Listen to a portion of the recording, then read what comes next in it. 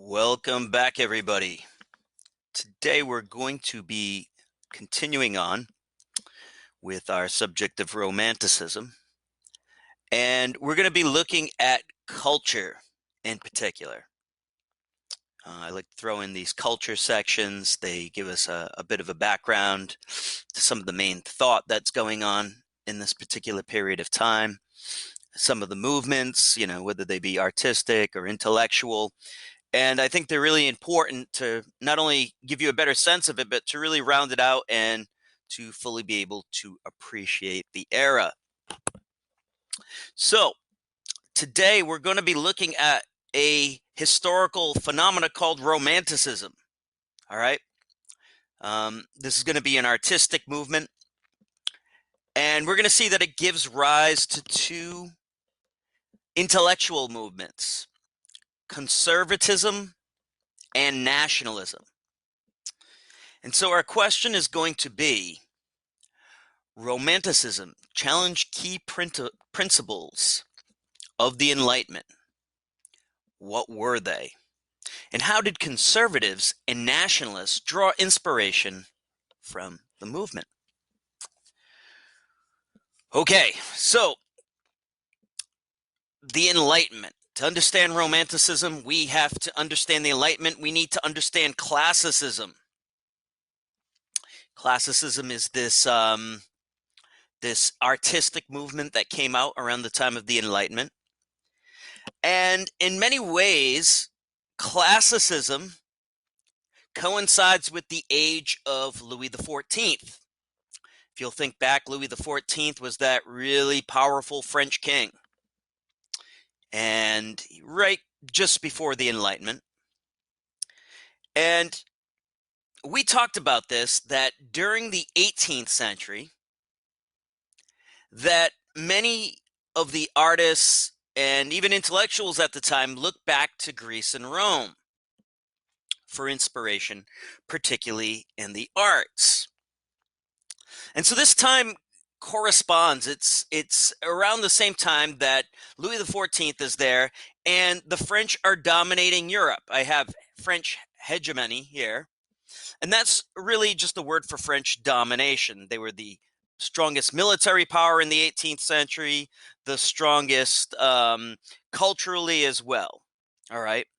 This is a time when France was expanding territorially, and a time when French culture was really dominating. If you remember, I said many educated people back in those days would speak French. And so this classical idea was, look back to Greece and Rome, but really went along with this French domination. All right. And so it was a time when Europe was pretty united, right? All of the intellectuals would have spoken French and had similar inspiration from Greece and Rome.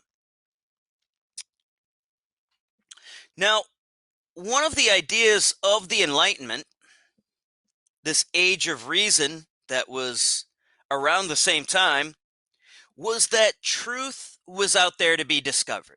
Remember, we had talked about Newton and some of these other people who had used reason to discover new truth. And so people would think about the universe, they would think about knowledge kind of like a gigantic jigsaw puzzle. And it was a puzzle we were slowly putting together. Through the use of reason, we had discovered some of the major pieces. We didn't have everything yet, of course, but it was believed that through the use of reason, we would eventually put the rest of the pieces together. And that's because truth was universal. It was the same for all people in all places, and it was just a matter of discovering what that truth was.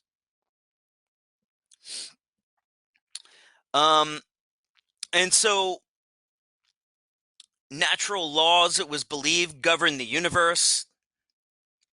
Newton had discovered these physical laws, and people were also busy discovering laws that would govern human conduct as well. We looked at those, right? We were going to find ways to have our politics become more rational. We were going to have ways to make our economic system more rational. We were going to make our laws and our institutions more natural and bring about greater goodness for mankind.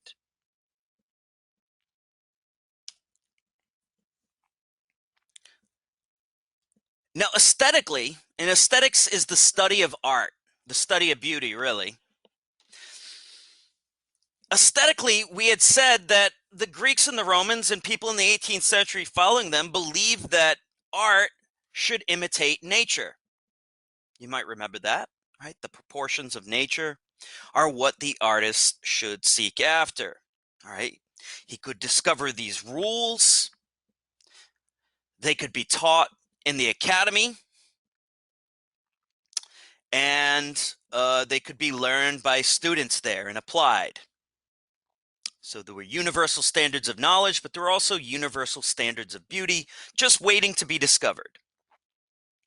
Typically, the 18th century, when we looked at art, it would have Greece or Rome as its subject matter. Many of the art pieces that we've looked at imitated Greece or Rome, or the paintings like the one that you see here had a Greek or Roman theme. And the artist would follow these classical proportions. Drama would follow the classical models. Music would follow strict rules of composition, very symmetrical. Okay, so this was the 18th century, the 1700s. But by the time we get to the 19th century, and really the late 18th century, a new influence had begun to set in. Historians and art historians like to call this the Romantic reaction. All right, it was a reaction to many of the things that dominated in the previous century. One of the things that people rejected was the idea that there was a universal truth. All right, so in the 18th century, there was universal truth waiting to be discovered. Romantics tended to believe that there was not. So in the 18th century, what was good, what was beautiful, and what was right was out there to be discovered, but romantics tended to disagree. They said, no, what is beautiful for one person may not be beautiful for another person. What is right for one person may not be right for another person. And these values, these ideals could change from time to place. So what people in Europe thought was beautiful, people in China and people in Africa might not. Ancient people might not have agreed with our standards and our truths. And so people began to really doubt this idea that truth was like a big puzzle waiting to be discovered. Romantics also rejected this idea that nature or the universe imposed standards that we were supposed to discover. Romantics said each individual person must find their own values. They're not out there to be discovered in nature. We create them ourselves. And another big criticism that thinkers of the Romantic movement had against the Enlightenment was they rejected the Enlightenment's overemphasis on rationalization, overemphasis on the head, and they sought to get in touch with emotions and their internal feelings. People in the Enlightenment had tended to think that feelings were irrational, feelings will lead us astray, and that we need to use our reason in our heads. But people in the 19th century tended to reject this.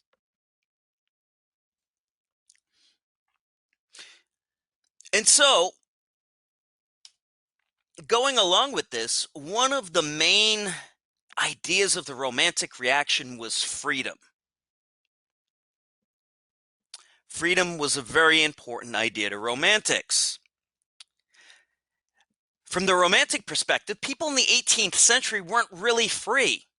If you are looking to nature and nature is imposing a standard on you, whether it be a standard of beauty or a standard of conduct, you're not really free.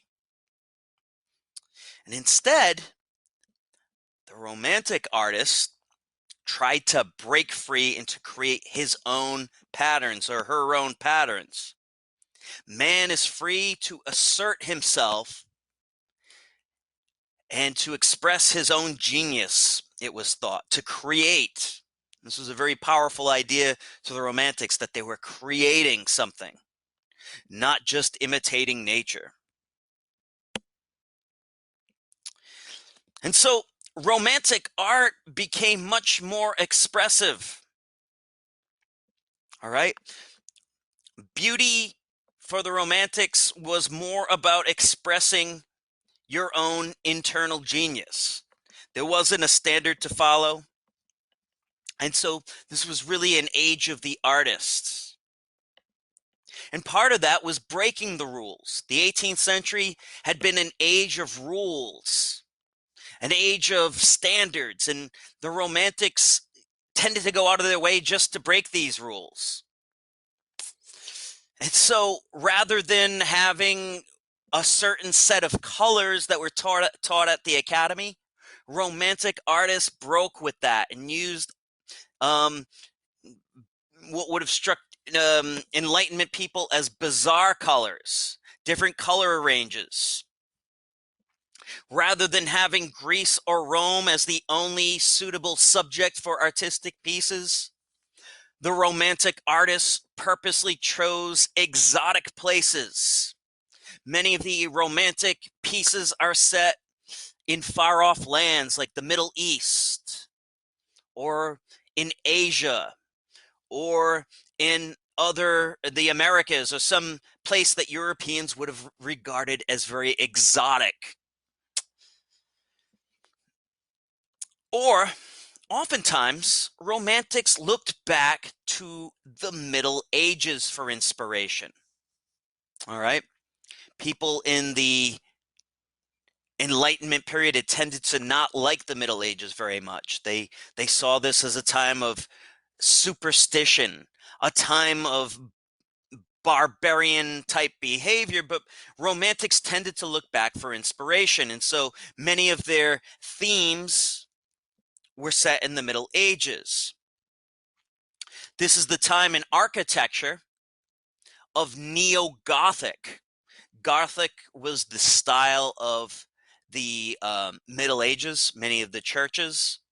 And so architects began to create modern pieces, but purposely imitate Gothic, something people in the Enlightenment and in the classical era never would have done. Musically, many Romantics tended to go for folk music. Obviously not Bob Dylan folk, but the music of the common people, native to their own particular country.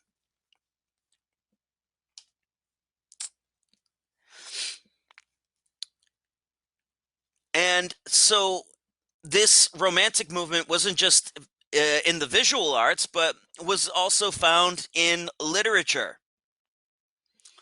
And so one of the things that Romantic writers would do is they would set their pieces back in some sort of time period, maybe a medieval time period. And so the historical novel became important. If you know Ivanhoe, this is an example of Romantic literature. Gothic literature also became common. So Mary Shelley's Frankenstein is regarded as this. And Romantics were also keen on finding a diversity of myths. So the classical era, it was Greek and Roman myths were the only type, but increasingly Germanic, Celtic, Norse, these type of Northern European myths. People had an interest in that, and in the Middle Ages in general. And so there was this big rush to go and find these ancient myths, which people were afraid were going to disappear as industrialization began to take place and peasants' lives were changing quickly. Okay. Well, one of the major themes of the Romantic movement was history, kind of a rediscovery of history. In general, the Enlightenment history had not been very important to Enlightenment thinkers. Enlightenment thinkers had tended to be more interested in universal truths. Okay, so what could we say that was general to all people in all places? So, for instance, all men are created equally. This is a universal truth. Doesn't matter which continent you live on, which country you come from, what your ancestry is. This is an Enlightenment idea. It applies to all people in all time. But partly because of the failure of the French Revolution, after all, it tried to bring universal truths and universal laws to all people. Partly as a reaction to that, people began to become skeptical of this. One of the failures, they thought, one of the reasons the French Revolution had failed is because it had uprooted these ancient traditions that had existed for thousands of years and just tried to plop down new constitutions on people. And so for Romantics, they would have disagreed with this. They said, well, no, each people are different. Each people have their own unique standards. Each people, just like each individual is different, each group of people are different. And so it would be foolhardy, they thought, to try to take ideas that were created in France and impose them on the Germans or on the Spaniards, because each group of people had their own unique traditions and their own standards of truth and what was right and wrong. All right. And so people began to become very interested in historical development of different people. What was the history of Germany that made Germany so unique? What was the history of the Slavic people that made the Slavs so unique? All right. And so each people had a history. And so there was this interest in digging back into history, especially into the medieval period when so many of these nations had first begun.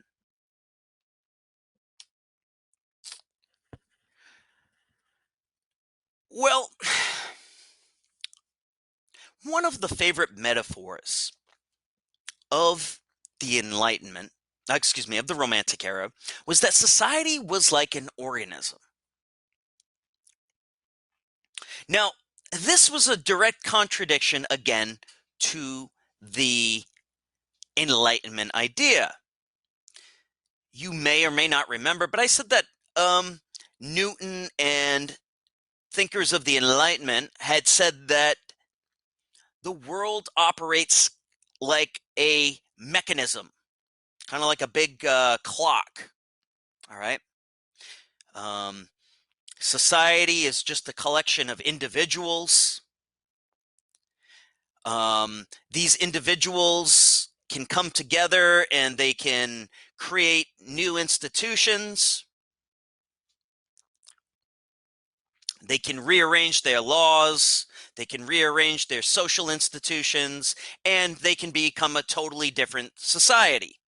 All right. Just like just like gears and cogs and pieces of a clock, you could rearrange them in different ways and tinker with them, and it wouldn't really matter very much. But thinkers of the of the Romantic era, rejected this idea. They said society isn't like a clock or like a machine, it's more like an organism. All right. And so The French Revolution had sought to just wipe away the old institutions and create something brand new using reason.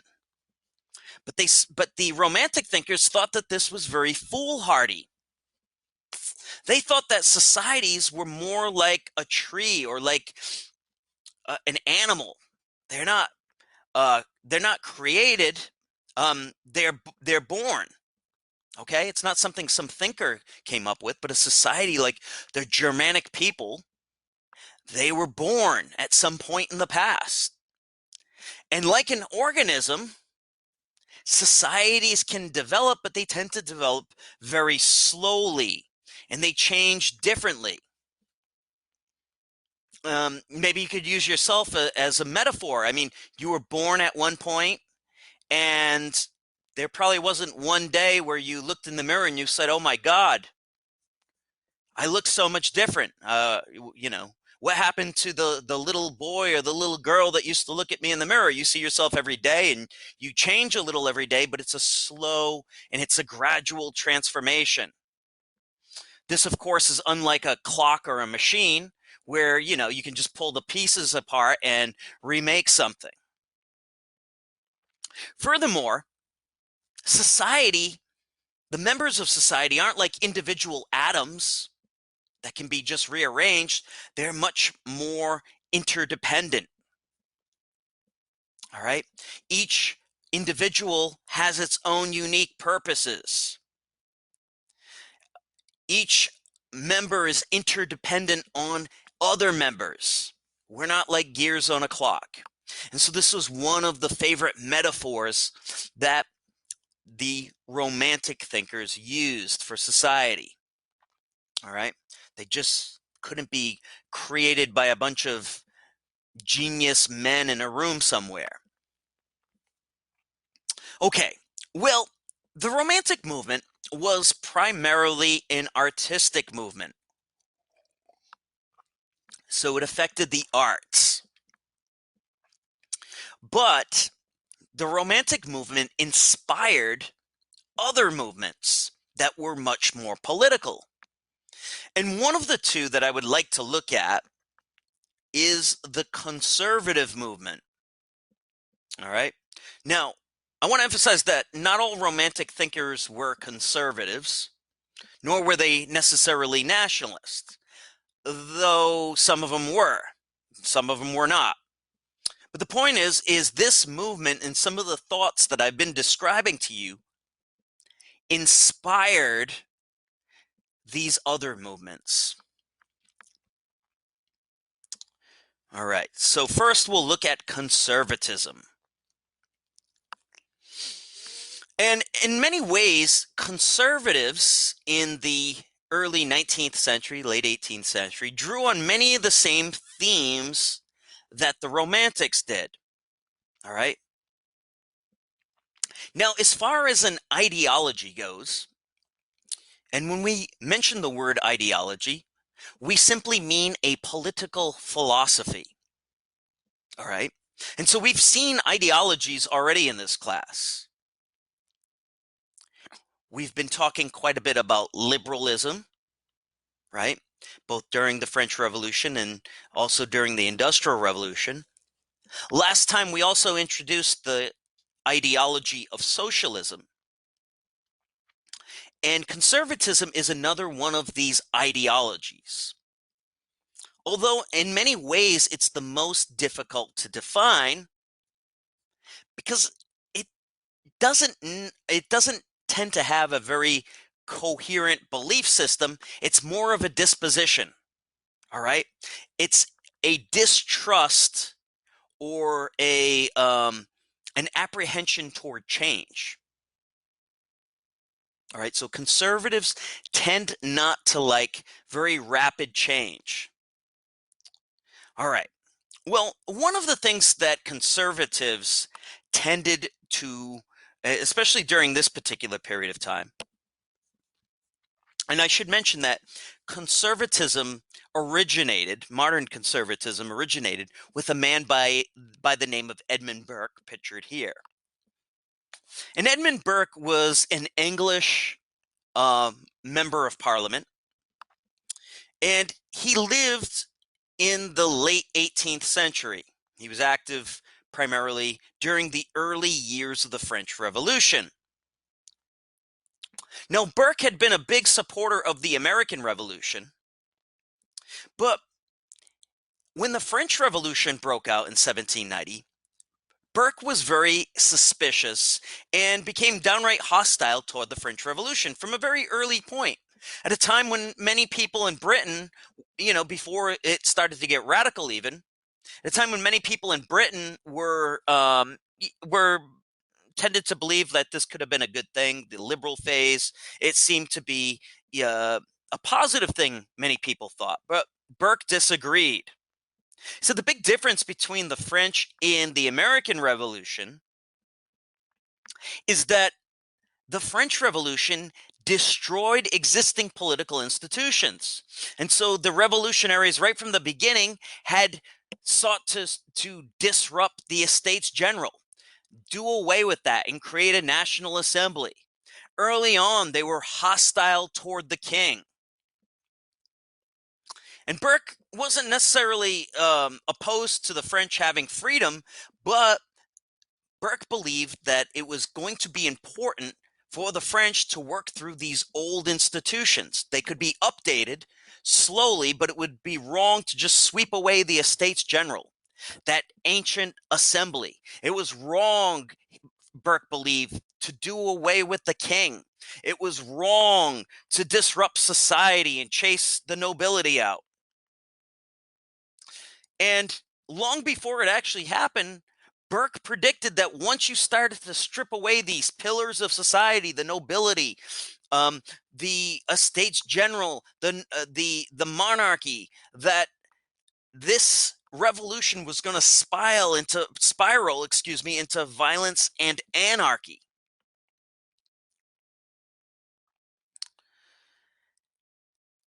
And so Burke became kind of the father of conservatism. All right. Now, one of the primary aspects of conservatism is a distrust in reason. All right. And again, with all of these 19th century ideologies, I want to emphasize again that we're talking about these historical ideologies. When we talk about conservatism, we don't necessarily mean the same thing that conservative means now in a contemporary 21st century American context, or liberal doesn't necessarily mean the same thing. Those, modern day philosophies draw inspiration on these, but they are different. All right. Like romantics, conservatives were distrustful of reason. The belief is that humans are psychologically limited creatures. We're finite. We are small in the grand scheme of things. Our lives are short. Our, we don't know much in the grand scheme of things, conservatives believe. And society is incredibly complex, conservatives thought. There's so many different moving parts to a society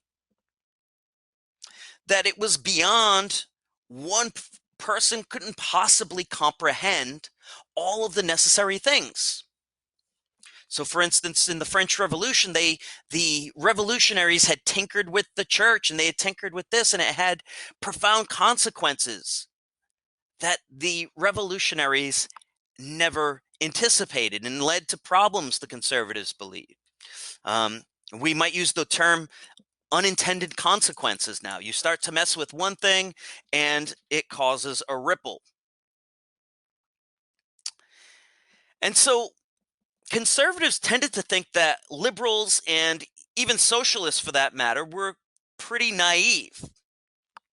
To think that we could have a bunch of geniuses go into a room somewhere and come up with a document or a system of government that was going to govern society. to come up with abstract principles like liberty, fraternity, and equality, the watchwords of the French Revolution, to think that these abstract ideas could possibly, you could possibly create a society around these. And unlike liberals and socialists, conservatives were also not convinced that people were good. So you may remember, going back to John Locke, the idea was is well, humans are essentially good. If we can just get away, put them in the right environment, they're going to make the right decisions. Conservatives said no, people are not essentially good. People are motivated by their emotions. And conservatives tended to think that the French Revolution bore this out. Said, look what happened when you got rid of all of these institutions, when you got rid of the church, when you got rid of the monarchy, when you got rid of the nobility, all these ancient institutions. Society went mad. You had the terror. You had Robespierre. People are not naturally good.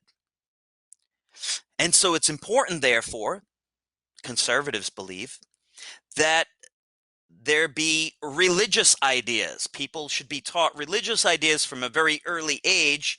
And this is one of the few things that would check mankind in his evil dispositions.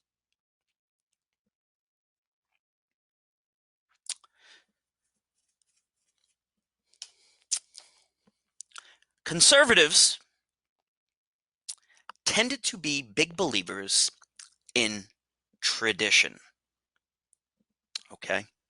Going right back to Edmund Burke, the traditions of a society were very important. Tradition, it was believed, was the accumulated wisdom of thousands of minds over hundreds of years. It would have been arrogant, the conservative belief, for one person or one generation to think that they knew better than all of their ancestors. So many of the revolutionaries had this faith in reason that they could upend thousands of years of tradition that their ancestors had been bound to.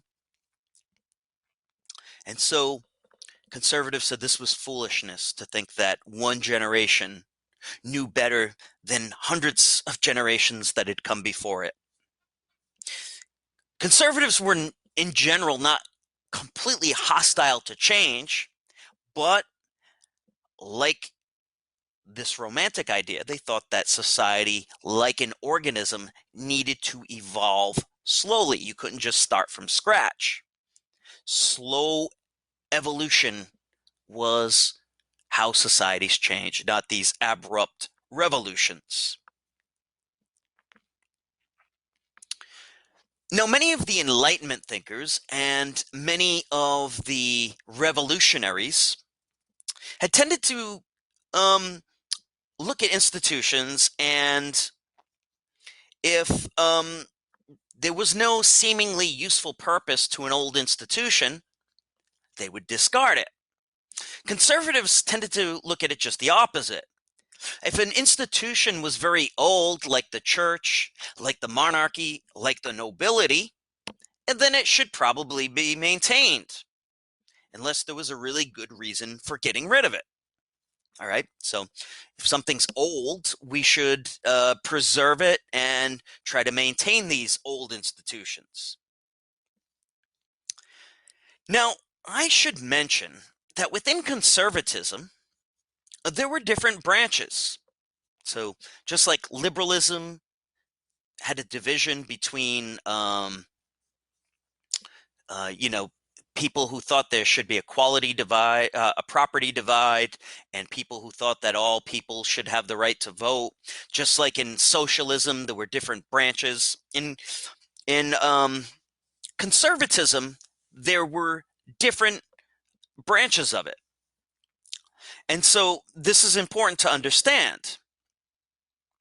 In England, so like Edmund Burke's branch of conservatism, the idea was that change was going to be necessary, and you should change so that you could preserve more.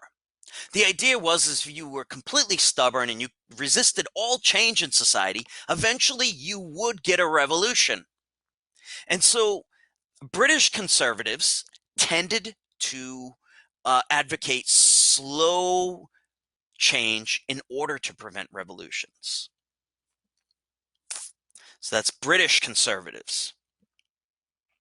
Continental conservatives, that is in France or in Germany or in Russia, they tended to be more reactionary.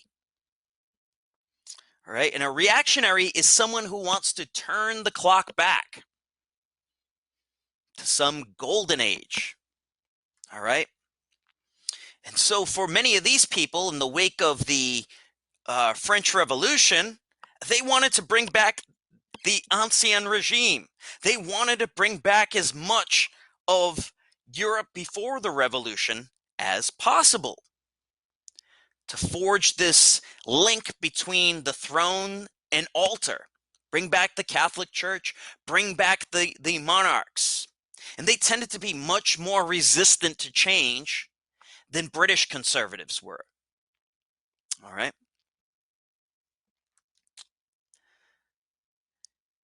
The last thing I want to mention on conservatism is that conservatives tended to be supporters of a hierarchical society.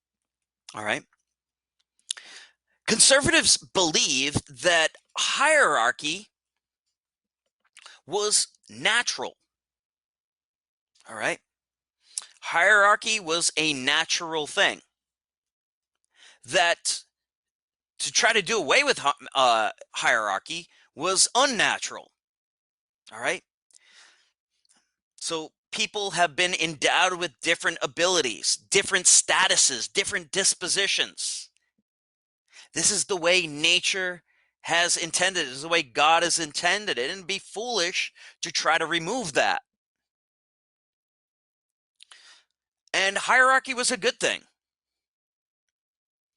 People, because most, the common people were not naturally good and they were filled with evil impulses, it was important that we have a strong church and a strong state necessary to keep people in line. The church would instill the morals, and the state would instill the discipline through law.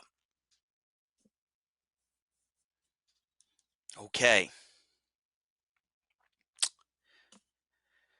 Well, there's one other movement that I want to look at, one other ideology, and in some ways, arguably, this is the most important of them, at least as far as the 19th and even into the 20th century would go. And this is nationalism. And like conservatism, nationalism is going to draw inspiration from Romanticism. Okay. The late 18th century, so the late 1700s, saw the discovery of some new theories on language. As people began to travel to places like India and they began to study language, one of the things that was discovered was that languages, like organisms, have kind of like a family tree to them. So you might be familiar with this to some degree. So for instance, you may have noted or you may be aware that languages like Portuguese, Spanish, Italian, and even French have a lot of similarities. We call them the Romance languages. Languages like Russian, Polish, Czech, they also have a family resemblance, and these are called Slavic languages. Languages like German, Dutch, and believe it or not, English are Germanic languages. All right, and these are related. Well, people had known that, but what they began to realize is that these languages and even the languages of India and Iran were actually related to each other. And people discovered that there was actually an ancient language, that all of the languages of Europe and of India and Iran, that these had all originated from one mother language called Indo-European. All right. And no one spoke Indo-European. No one had for a long time, but by studying these different languages, they began to piece together this language called Indo-European. So you may say, okay, well, who cares? Well, this movement sparked an interest in languages and in dialects. All right, people began to study them. And this coincided with a reaction to French. Remember, French had been the dominant language that all educated people around Europe had spoken. It was a cosmopolitan language, all right? The language of the educated and worldwide language. And there was a reaction in the late 18th century to French, partly because of the Napoleonic Wars, partly resentment toward French domination. And so there was a reaction to that and an interest in native languages and cultures. So this is kind of related to this Romantic movement, right? And this was especially the case in Germany. Throughout much of the 18th century, this Enlightenment period, Germans had kind of aped and imitated the French in large part, especially the intellectuals. But partly with the defeat of Napoleon, partly with the French occupation of Germany during these wars, there was a movement, a reaction against French, and a movement toward German pride. Okay? Pride in Germany and its language. And people began to appreciate the various linguistic communities around Europe. So part of the idea was your language is a very fundamental part of your identity and who you were. All right, so the language we speak is so much a part, it's how we express ourselves, it's how we think. And yet, language was something that we didn't actually invent ourselves, right? It's fundamental to us, but it's not something that we created. Actually, it's not something anybody created, right? Languages just happen, they evolve, they develop. They're not, scholars don't create languages. They can write about languages, but they don't actually create them. We inherit this very fundamental aspect of ourselves, our language, by being members in our community. All right. And this is something very special that we share with other people in our community, right? We all think using the same words. We all speak. And, you might have an experience with that when someone comes from another country who doesn't speak the language well, right? They don't really get it. They don't get the metaphors. They don't get the language they use. Or if you speak if, English is your second language, you may know this, right? That maybe you think in your native tongue, you dream in your native tongue, and this is something you share with other members of that community. All right, and these are links. And so there was a movement toward this national identity, right? This movement that members of a community share this very fundamental experience together. And a movement away from this universal cosmopolitan idea that had dominated the 18th century, the age of reason. This age when all of the nations spoke French, when all of the educated and elites of Europe spoke French. There's a movement away to that and a movement toward identification with your own linguistic community. And so one of the kind of going along with this idea was what became known as the Volk movement. And Volk is simply just the word for folk in German, all right? Or that's the closest English equivalent, folk. You may know the Volkswagen, for instance, right? The people's wagon, the folk wagon. And so in German, this idea of Volk were a group of people who were bound together by a language or a culture, like the Germans, for instance, or like the Poles, or like the Czechs, these different linguistic groups. And a big part of this Volk movement was to go back to the most authentic people in the community.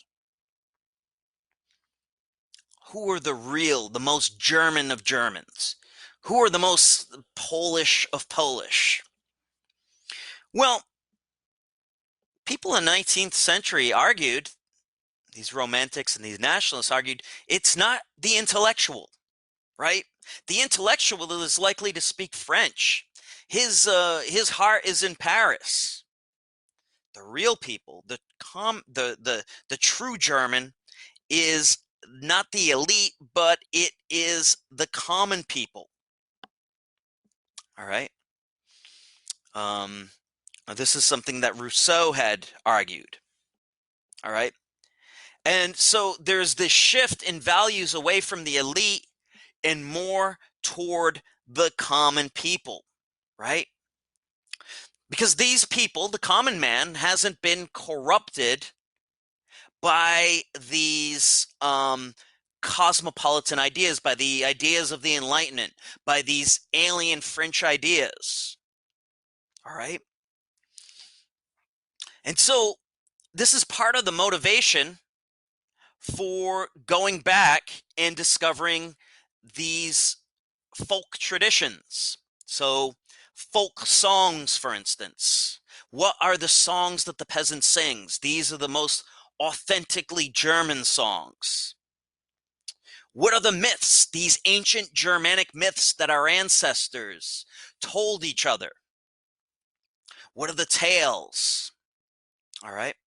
And we want to find these uncorrupted uh, peasant traditions that were quickly slipping away as Europe began to industrialize. And so you might know the Grimm brothers, for instance, and the fairy tales like Cinderella. Well, actually, I think Cinderella is French, but Snow White and the Seven Dwarfs, or Little Red Riding Hood, right?